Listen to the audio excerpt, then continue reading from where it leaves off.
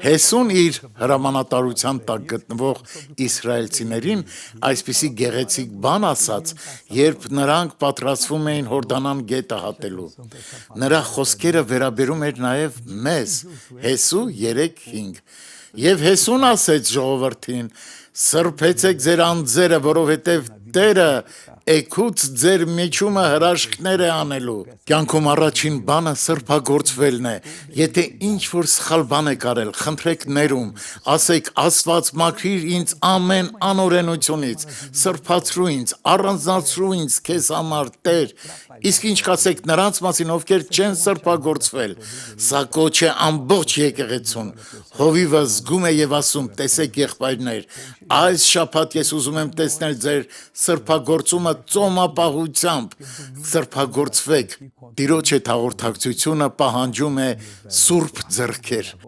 Աղոթենք։ Հայր, մենք աղաղակում ենք քեզ Հիսուսի անունով,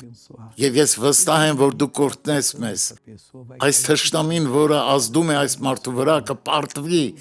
Ես թույլ չեմ տալիս, որ այս չարիքը շարունակվի։ Դու չար, թող այս մարդուն հիմա հիվանդությունը, որը չի լքում այս մարդուն, հրամայում եմ հեռանալ Հիսուսի անունով,